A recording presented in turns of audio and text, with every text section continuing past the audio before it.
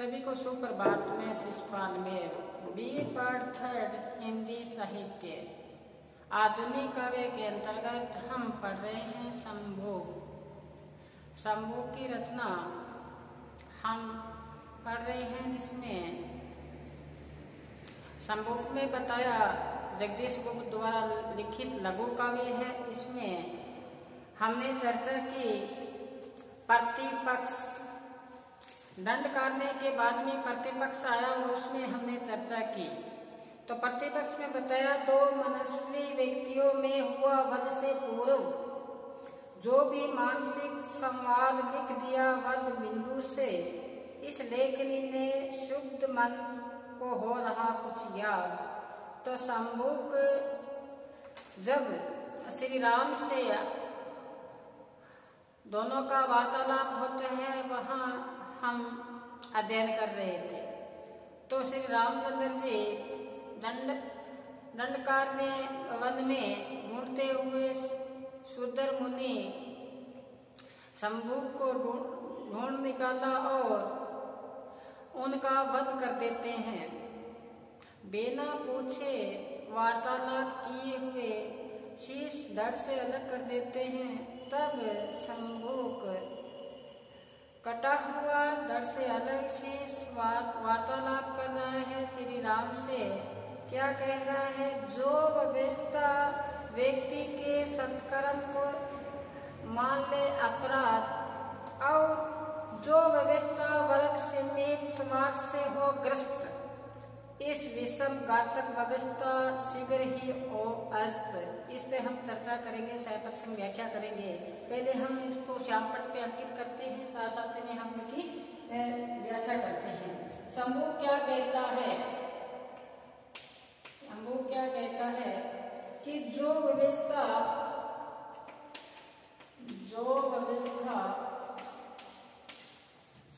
व्यक्ति के सत्कर्म को भी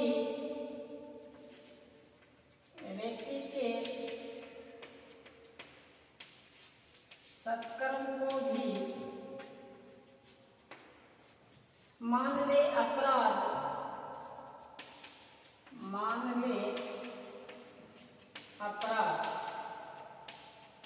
आगे बताया जो व्यवस्था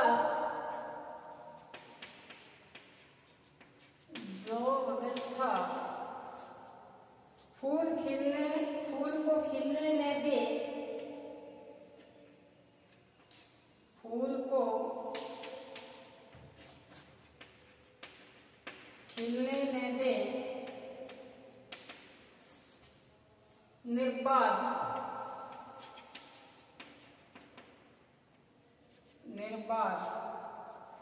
फिर बताया जो व्यवस्था वर्ग समेत स्वार्थ से, जो व्यवस्था वर्ग समेत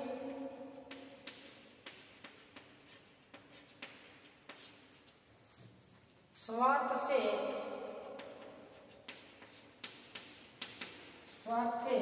हो ग्रस्त,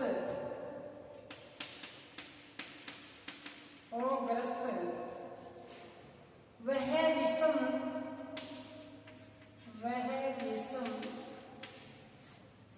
घातक व्यवस्था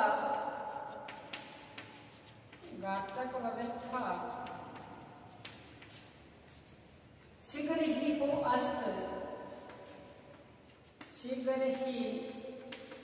हो अस्त, आगे क्या बताए हैं देखिए। रकत से गिली धरा, रकत से गिली धरा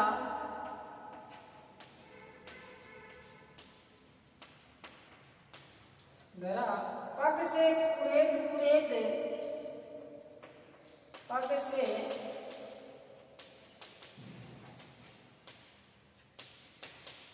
कुरेद सोचते थे राम नत सित,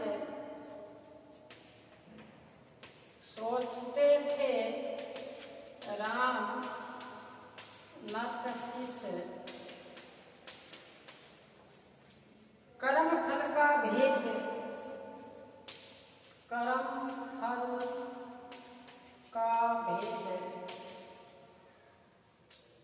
कभी इस अपने किए पर, कभी इस अपने किए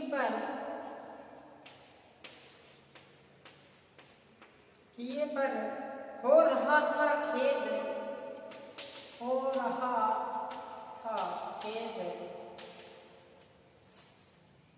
हो रहा था खेद। और आगे क्या बताया है? हो रहा था खेद।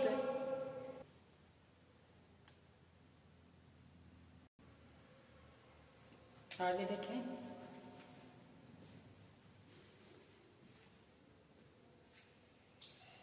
शक्ति देता कभी,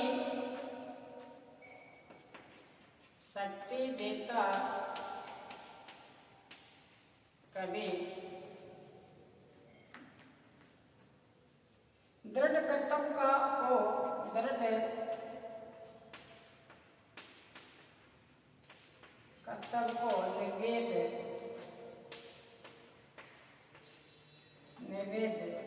अतः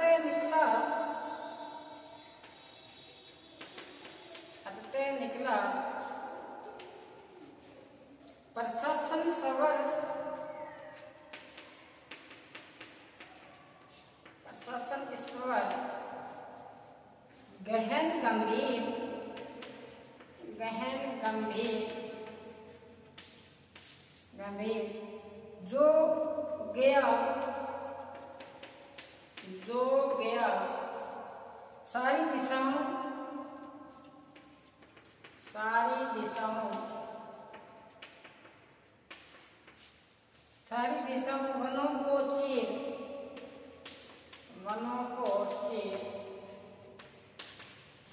तो बताते हैं कवि यहाँ पे जगदीश गुप्त द्वारा लिखित लघु काव्य संभोग में जैसे ही रामचंद्र जी संभोग को ढूंढ निकालते हैं और उनका बिना वार्तालाप किए वध कर देते हैं, और वध करने के बाद में शीश धड़ से शीश अलग श्री रामचंद्र जी को पुकारता हुआ रोकता है और बातचीत करता है। कहते हैं राम आप जाओ मत, एक बात मेरी सुनो। कौन सी बात सुननी है? वही बात यहाँ संभोग श्री राम को बातचीत करने के लिए रोकते हैं। अभी तक रामचंद्र जी ने अपने मुख से एक शब्द का उच्चारण नहीं किए अभी तक। जैसे ही रामचंद्र जी रात दरबार से रवाना हुए पुष्पक यान से वन देवता ने स्वागत के लिए बातें की, स्वागत किया, लेकिन रामचंद्र जी ने अपने मुख अभी तक खोला नहीं है। फिर देखो दंडकार में भी चले गए और वहां पर संभोग ऋषि मिल जाता है और जो सुदर मुनि है संभोग, उनका वध कर देते हैं। क्यों कर देते हैं? कि नारद जी ने कहा था अब नहीं होगा राम का कल्याण, अब नहीं होगा राम का कल्याण। जब ये वशिष्ठ जी को बताते हैं तो वशिष्ठ जी पूछते हैं क्यों नहीं होगा राम का कल्याण?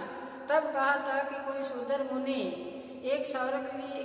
एक दिव्य कृपाण की लालसा लिए हुए दंडकारण्य वन में तपस्या कर रहा है, अधोमुख नीचा मुख लटकाए हुए तपस्या कर रहा है। तब वशिष्ठ जी ने नारद जी को कहा था कि स्वर्गलोक में विराजमान देवता सदैव ही अपने स्वार्थ में अंध है क्या? अपने अंधे होते फिरते हैं सदैव, उनको अपने स्वार्थ के लालसा लिए हुए ही अपने को वहां विराजते हैं। व्यंग्य किया था वशिष्ठ जी ने। तब यहाँ बात आगे चली। तब रामचंद्र जी वहां से निकलते हैं और संभोग ऋषि की तलाश में। आगे जैसे ही दंडकारण्य में संभोग ऋषि मिलता है तो उनका वध कर देता है। तब संभोग पूछते हैं कि जो व्यवस्था व्यक्ति के सत्कर्म को भी मान ले अपराध, जो व्यवस्था फूल खिलने न दे निर्बाध, जो व्यवस्था वृक्ष समेत स्वार्थों से हो ग्रस्त, वह विषम घातक व्यवस्था शीघ्र ही अस्त। कहते हैं ऐसी जो आपने व्यवस्था बना रखी है, प्रशासनिक तंत्र है आपका, ऐसी व्यवस्थाओं का शीघ्र ही अंत हो जाना चाहिए। कौन सी व्यवस्था बताई? कि शंभू कहते हैं कि जो व्यक्ति के सत्कर्म, जो व्यक्ति अच्छे कार्य करता हो और वो भी कार्य समाज कार्य को क्या मान ले, अपराध मान ले। और ऐसी व्यवस्था है आपकी राम राज्य में कि आप फूल खिलने ही नहीं दिया, उससे पहले ही उस फूल को तोड़ दिया।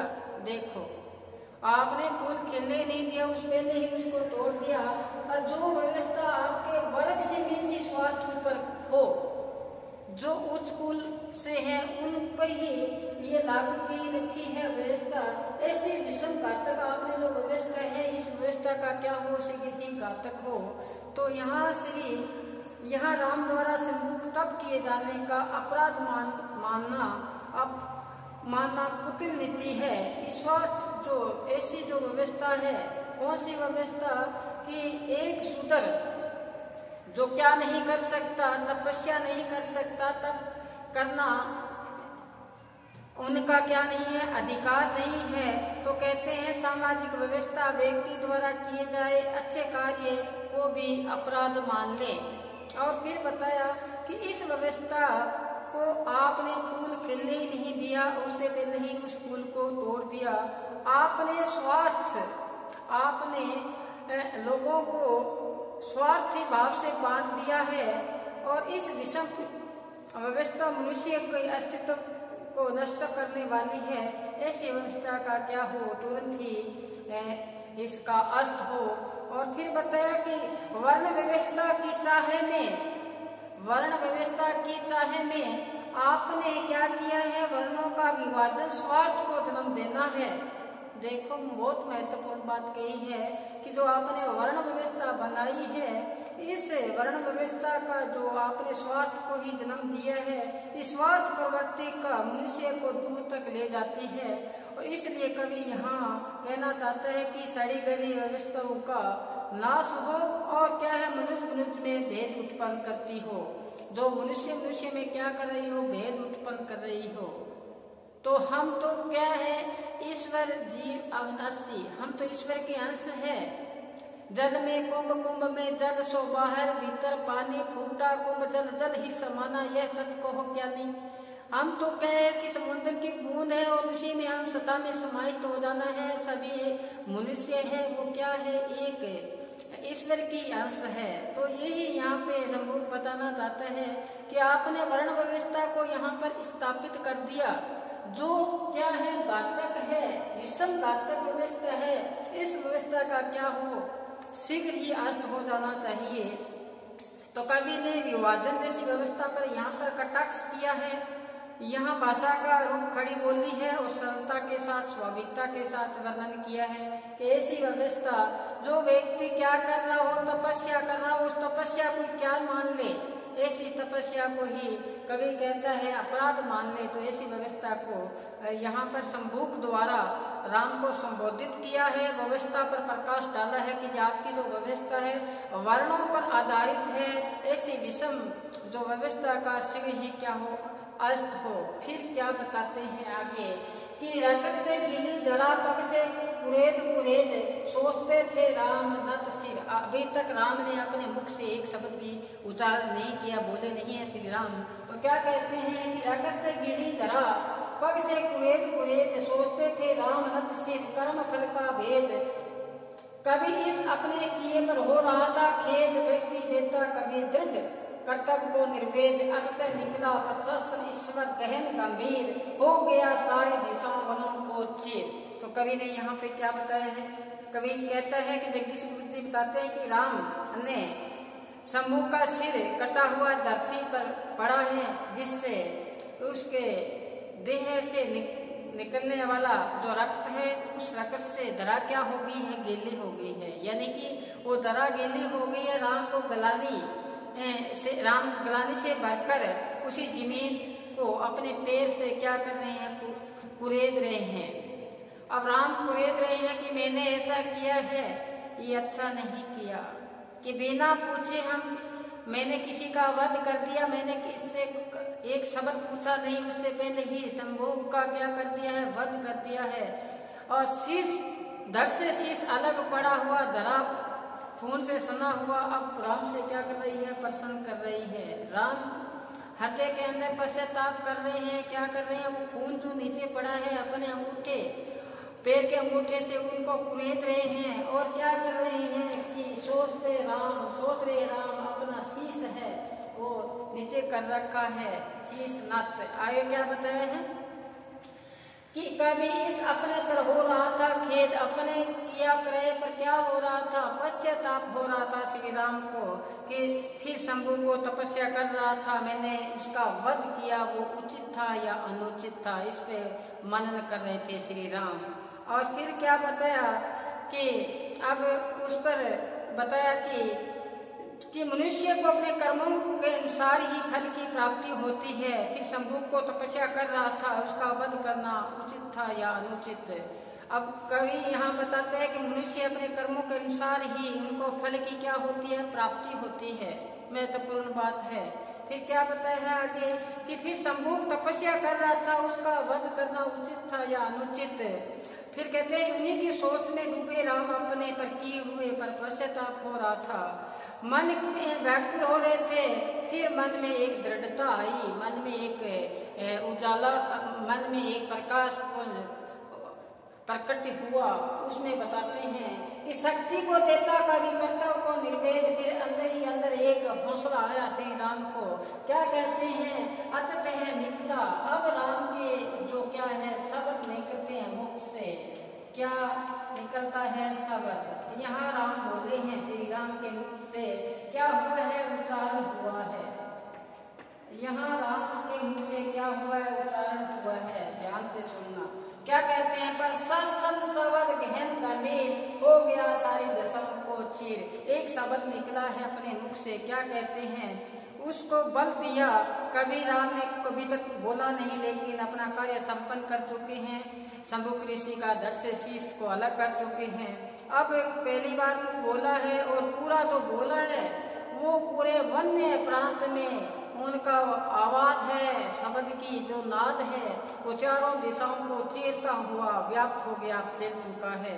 तो कवि का कहने का से राम सोच विचार के पश्चात सम्मुख वध को सही ठहराते हैं कि लोक हित की पक्ष के बताते हुए कहते हैं मैंने जो किया है। अब राम कहते हैं मैंने आपका जो वध किया है वो लोक हित के लिए किया है। देखो, लोक को सभी के लोक हित के लिए मैंने आपका क्या कर दिया? वध कर दिया। तो अब आगे फिर राम से क्या बताते हैं कि राम और शंभु का आगे वार्तालाप होते हैं। फिर हम इसको श्यामपट्ट पे अंकित करते हैं। आगे क्या बताते हैं देखो। राम कहते हैं, पहले शंभु ने वार्तालाप की श्री राम से और राम आगे जवाब देते हैं शंभु को। क्या कहते हैं राम से? राम कहते हैं व्यवस्था का पर्सन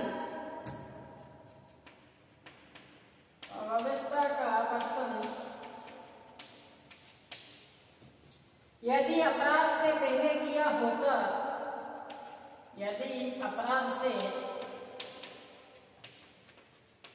पहले किया होता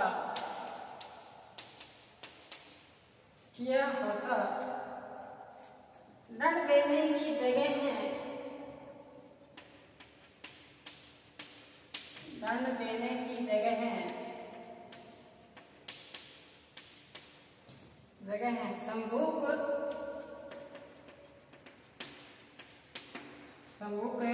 मैंने भी तुम्हें उत्तर दिया होता, मैंने भी तुम्हें उत्तर दिया होता,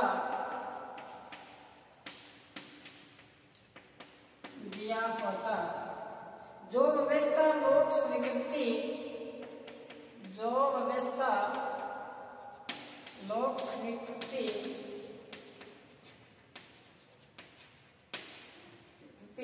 राज्य से समान होती, जैसे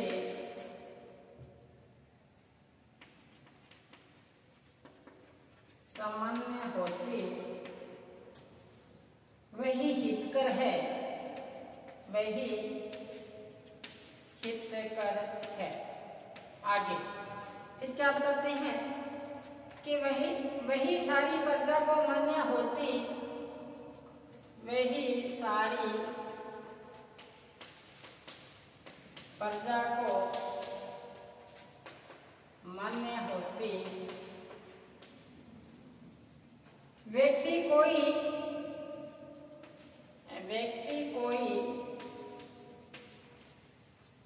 यदि व्यवस्था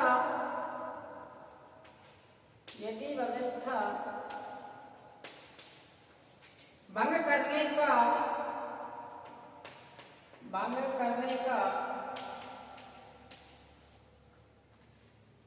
करे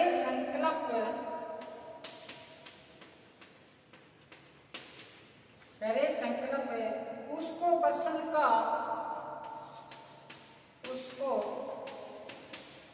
पर्सन का होता नहीं अधिकार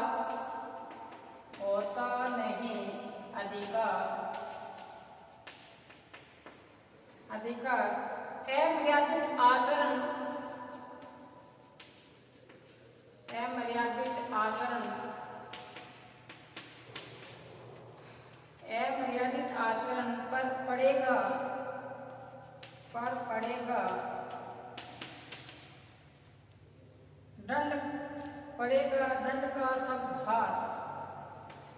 दंड का सब भार।